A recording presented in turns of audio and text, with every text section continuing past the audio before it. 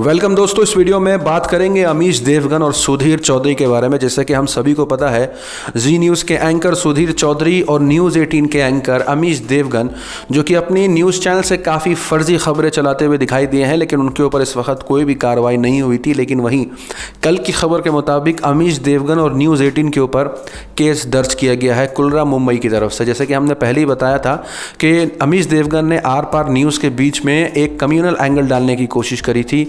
जो मस्जिद से ताल्लुकात नहीं थी न्यूज़ की, उसको मस्जिद से जोड़ने की कोशिश करी थी। इसके ऊपर उनके द पब्लिक केयर फाउंडेशन और INTUC की तरफ से सेक्शन 295 और सेक्शन 124 के तहत अमीश देवगन और न्यूज़ 18 के ऊपर FIR दर्ज की गई है झूठी और फर्जी खबरें चलाने के मामले में। लेकिन वहीं दूसरी तरफ सुधीर चौधरी, जो कि जी न्यूज़ के एंकर हैं, उनके ऊपर भी केस दर्ज किया गया है। लेकिन ये दर्ज जो किया गया है वो असल केरला पुलिस की तरफ से किया गया है। जी हाँ, अपने ट्विटर हैंडल से सुधीर चौधरी ट्वीट करते हुए दिखाई दिए। कहा, केरल पुलिस ने मेरे खिलाफ गैर जमानती धाराओं में FIR दर्ज की है। आरोप लगाया है कि DNA में ज़मीन जिहाद का मुद्दा उठा करके मैंने मुसलमानों की धार्मिक भावनाओं को आहत किया है।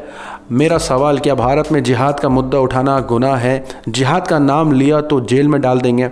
असल उनका ये ट्वीट ये साबित करता है कि वो इस वक्त अपनी जो उन्होंने ज़मीन जिहाद के नाम पे जो उन्होंने DNA चलाया था 11 मार्च 2020 को, उस पूरे के पूरे एपिसोड में अगर आप देखेंगे तो उन्होंने जिहाद को अलग अलग कैटेगराइज में कर दिया था। कहीं कट्टर जिहाद, कहीं वैचारिक जिहाद, कहीं लव जिहाद, तो कहीं ज़मीन जिहाद, कहीं पीड़ित जिहाद। तो इतने जिहाद के कैटेगराइज कर दिए थे उन्होंने, जितना आज के मुसलमान को भी नहीं पता इतने कैटेगराइज भी होते हैं जिहाद में। मुसलमान को सिर्फ इतना ही पता है कि एक जिहाद होता है जो नफ्स से लड़ा जाता है और एक जिहाद होता है जंग में लड़ा जाता है। इन्होंने हर तरफ से इसको जिहाद का नाम दे करके इसकी दलील ये खुद भी नहीं दे सकते इनको ये कहाँ से पता चला है।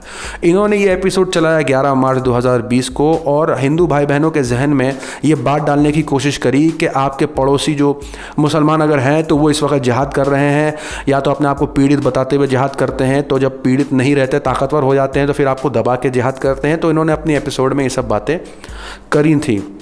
वहीं जो ये FIR दर्ज की गई है केरला पुलिस की तरफ से, ये असल नॉन बेलेबल है, क्योंकि जैसे कि हम सभी को पता है कि फ़र्ज़ी ख़बरों का जो चलन है वो रुकने का नाम नहीं ले रहा है। और हर तरफ से हम देख रहे हैं कि कहीं ना कहीं एक कम्युनिटी को पूरा का पूरा टारगेट किया जा रहा है अपनी ख़बरों के द्वारा। तो ये इस वक्त की सबसे बड़ी ख़बर है कि अमीश देवगन और सुधीर चौधरी दोनों के ऊपर ये केस दर्ज किया जा चुका है। और अगर ख़बरों की और बात करूं तो इस वक्त गल्फ़ न्यूज़ ने भी बहुत बड़े बड़े आर्टिकल्स लिखे हैं। अपने आर्टिकल्स में गल्फ़ न्यूज़ ने इन्हीं की न्यूज़ के बारे में बातें करी हैं, क्योंकि मीडिया एक तरफ़ा हो करके टारगेट कर रहा है और हर ख़बर एक मज़हब के ख़िलाफ़ चलाने की कोशिश कर रहा है। तो इनके ऊपर जो ये धाराएँ लगाई गई हैं अमीश देवगन के ऊपर और सुधीर चौधरी के ऊपर, तो ये इस वक्त ज़रूरी भी था, क्योंकि कहीं ना कहीं फ़र्ज़ी ख़बरों को रुकना है और ये नफ़रत भरी ख़बरों को रोकना बहुत ज़रूरी है। ख़बरों के बारे में अपनी राय हमें कमेंट में ज़रूर बताएं। मिलते हैं आपसे अगली वीडियो में, तब तक के लिए अपना ख्याल रखें।